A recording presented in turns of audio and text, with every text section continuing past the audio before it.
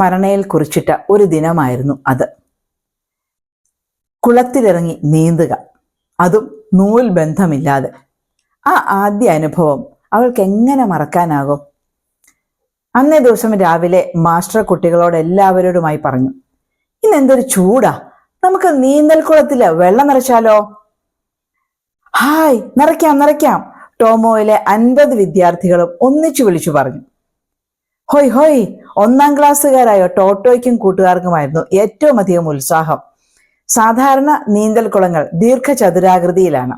പക്ഷെ ടോമോയിലേത് ഒരറ്റം താരതമ്യേന ഇടുങ്ങിയത്. ചന്തമുള്ള ഒരു വള്ളത്തിനോടായിരുന്നു അതിന്റെ സാമ്യം. അവിടുത്തെ ഭൂമിയുടെ കിടപ്പായിരിക്കാം ഒരുപക്ഷെ അതിന് കാരണം. പക്ഷേ തീവണ്ടി മുറികൾക്കും അസംബ്ലി മന്ദിരത്തിനും മധ്യത്തിലായുള്ള ആ നീന്തൽക്കുളം സാധാരണയിലേറെ വിശാലവും തെളിവുറ്റതുമാണ്. ക്ലാസ് തകർത്ത് നടക്കുകയാണ്. പക്ഷെ ടോട്ടോച്ചാന്റെയും കൂട്ടരുടെയും കൺനോട്ടങ്ങൾ ഇടയ്ക്കിടയ്ക്ക് ജനൽ കടന്ന് തെളിമയുള്ള ജലപ്പരപ്പിൽ പതിച്ചുകൊണ്ടിരുന്നു. ജലരഹിതമായ അവസ്ഥയിൽ കരിയിലകൾ മൂടി കളിസ്ഥലം പോലെ കിടക്കുന്ന നീന്തൽക്കുളമാണ് അവർ കണ്ടിട്ടുള്ളത്. അതിപ്പോൾ കഴുകി വെടിപ്പാക്കിയിരിക്കുന്നു. ജലം കുറേശ്ശെ നിറഞ്ഞു തുടങ്ങിയിരിക്കുന്നു. നീന്തുവാൻ പാകത്തിലുള്ള ശരിയായ ഒരു കുളമായി അത് മാറിക്കൊണ്ടിരിക്കുന്നു. ഒടുവിൽ ഉച്ചഭക്ഷണത്തിന്റെ ഇടവേള എത്തി. ആദ്യം നമുക്ക് ലേശം വ്യായാമം, പിന്നെ നീന്തല്, മുങ്ങിക്കുളി. കുളക്കരയിൽ കൂട്ടം കൂടി നിന്ന കുട്ടികളോടായി മാസ്റ്റർ പറഞ്ഞു, അയ്യോ, എനിക്കൊരു നീന്തൽ വേഷം ഇല്ലാലോ, നീ എന്താ ചെയ്യുക? ടോട്ടോച്ചൻ സ്വയം പറഞ്ഞു. മുമ്പൊരിക്കൽ അവൾ അച്ഛനോടും അമ്മയോടും കമാക്കുറായിൽ പോയപ്പോൾ നീന്താനുള്ള വേഷവിധാനങ്ങളെല്ലാം കരുതിയിരുന്നു. അങ്ങനെയാണ് നീന്തൽക്കുളത്തിൽ ഇറങ്ങിയത്. മാസ്റ്റർ നീന്തൽ വസ്ത്രങ്ങൾ കൊണ്ടുവരാൻ ആവശ്യപ്പെട്ടിരുന്നോ? ഓർമ്മ കിട്ടുന്നില്ലല്ലോ. അവളൊന്ന് ഓർത്തു നോക്കി. നീന്തൽ വേഷത്തിന്റെ കാര്യത്തില് ടോട്ടോ വിഷമിക്കണ്ട കേട്ടോ, അവളുടെ മനസ്സ് വായിച്ചിട്ടെന്നതുപോലെ മാസ്റ്റർ പറഞ്ഞു. അസംബ്ലി ഹാളിലേക്ക് ഒന്ന് ചെന്ന് നോക്കിയാട്ടെ. ടോട്ടോ ചാനും 1-ാം തരത്തിലെ മറ്റു കുട്ടികളും അസംബ്ലി ഹാളിലേക്ക് നടന്നു. അവിടെ മുതിർന്ന ക്ലാസ്സിലെ കുട്ടികളൊക്കെ ഹരം പിടിപ്പിക്കുന്ന ഒരു കുളിക്കുള്ള തയ്യാറെടുപ്പിലാണ്. ആഹ്ലാദ തിമർപ്പോടെ അവർ വസ്ത്രങ്ങൾ അഴിച്ചു മാറ്റിക്കൊണ്ടിരുന്നു.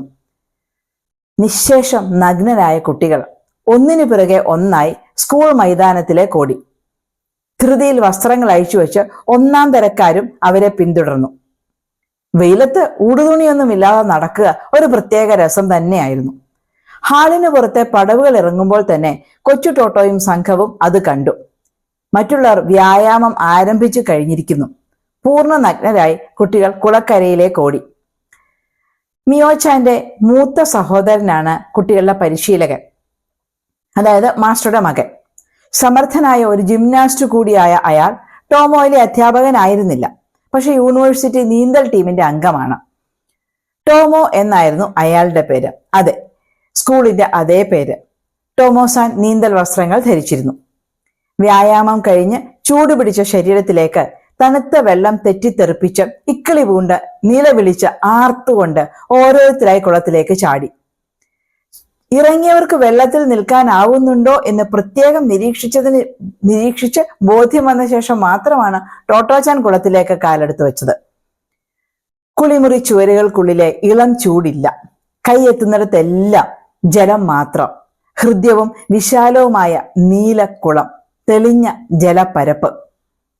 പൊട്ടിച്ചിരിച്ച് കലപില കൂട്ടി വെള്ളം അങ്ങോട്ടും ഇങ്ങോട്ടും തെറ്റിച്ച് ആൺകുട്ടികളും പെൺകുട്ടികളും, മെലിഞ്ഞവരും ചീർത്തവരും, ഉടുതുണിയില്ലാത്ത ഒരു പറ്റം കുട്ടികളുടെ കൂട്ടം. ഹായ്, നീന്തൽ എന്ത് രസാ! അടക്കാനാവാത്ത ആഹ്ലാദത്തോടെ ടോട്ടോച്ചാൻ വിചാരിച്ചു. ഒരു കാര്യത്തിൽ മാത്രമേ അവൾക്ക് വിഷമമുണ്ടായിരുന്നുള്ളൂ. റോക്കിക്ക് സ്കൂളിൽ വരാനാവില്ലല്ലോ. നീന്തൽ വേഷം ധരിക്കാതെ കുളത്തിൽ ഇറങ്ങാൻ ആവും എന്നറിഞ്ഞിരുന്നെങ്കിൽ റോക്കിയും ഒപ്പം നീന്താൻ വന്നേനെ. അക്കാര്യം അവൾക്ക് ഉറപ്പായിരുന്നു. നഗ്നരായി നീന്താൻ കുട്ടികളെ മാസ്റ്റർ അനുവദിച്ചത് എന്തിന് എന്ന് നിങ്ങളിൽ പലരും അത്ഭുതപ്പെട്ടേക്കാം. ടോമോയിൽ നീന്തലിന് നിയമങ്ങളില്ല. പ്രത്യേക വസ്ത്രങ്ങൾ കൊണ്ടുവരാം. അത് ധരിച്ചോ ധരിക്കാതെയോ നീന്താം. ഒരു പ്രശ്നവുമില്ല. ഇന്നത്തെ പോലെ പെട്ടെന്നാണ് തീരുമാനിക്കുന്നതെന്നിരിക്കട്ടെ, വസ്ത്രങ്ങൾ കരുതിയിട്ടില്ല എങ്കിൽ പോലും ആർക്കും ഒരു ബുദ്ധിമുട്ടുമില്ല. വേഷം ധരിക്കാതെ കുളത്തിലിറങ്ങി നീന്തിക്കോളൂ, അതിനെന്താ, അതൊരു പ്രശ്നമേ അല്ല. മാസ്റ്റർ എന്നാലും എന്തിനാണ് ഈ കുട്ടികളെ പൂർണ്ണ നഗ്നരായി വെള്ളത്തിലേക്ക് അയച്ചത്? മാസ്റ്റർക്ക് വ്യക്തമായ കാരണങ്ങളുണ്ടായിരുന്നു. തങ്ങളുടെ ശരീരഘടനയിലെ വ്യത്യാസത്തെക്കുറിച്ച് ആൺകുട്ടികളും പെൺകുട്ടികളും അനാരോഗ്യകരമായ കൗതുകം വെച്ചു പുലർത്താൻ പാടില്ല എന്ന് തന്നെ മാസ്റ്റർ തീരുമാനിച്ചിരുന്നു. ശരീരം പരസ്പരം മറച്ചു പിടിക്കാനുള്ള മനുഷ്യന്റെ വ്യഗ്രത പ്രകൃതി വിരുദ്ധമാണെന്നാണ് അദ്ദേഹം ഉറച്ചു വിശ്വസിച്ചത്. മനുഷ്യ ശരീരം എത്ര മനോഹരമാണെന്ന് കുട്ടികൾക്ക് മനസ്സിലാക്കണം. അത് മാസ്റ്റർക്ക് ഒരു നിർബന്ധമായിരുന്നു. ടോമോ സ്കൂളിൽ യാസ്വാക്കി ചാനെ പോലെ പോളിയോ ബാധിച്ച കുട്ടികൾ ഉണ്ടായിരുന്നു. മറ്റു തരത്തിൽ അംഗവൈകല്യമുള്ള കുട്ടികൾ ഉണ്ടായിരുന്നു. കൃഷഗാത്രർ എല്ലാവരും ഉണ്ടായിരുന്നു. അവർ ഉടുവസ്ത്രങ്ങളുടെ മറയില്ലാത്ത അവയവങ്ങളുമായി മറ്റുള്ളവരോടൊപ്പം കളിക്കട്ടെ. അതവരെ ലജ്ജാശീലത്തിൽ നിന്ന് അകറ്റും. അവരിൽ അപകർഷബോധമുണ്ടാവാതെ സൂക്ഷിക്കും. ഇത്തരത്തിലായിരുന്നു മാസ്റ്റർ ചിന്തിച്ചത്.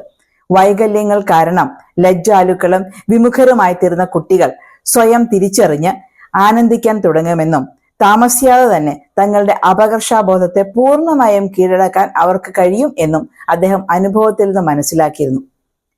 മാസ്റ്ററുടെ ഈ നിലപാട് ചില രക്ഷകർത്താക്കൾക്ക് പക്ഷെ വിഷമകരമായിരുന്നു. അവർ നീന്തൽ വസ്ത്രങ്ങൾ കൊടുത്തയക്കാൻ എപ്പോഴും ശ്രദ്ധിച്ചു.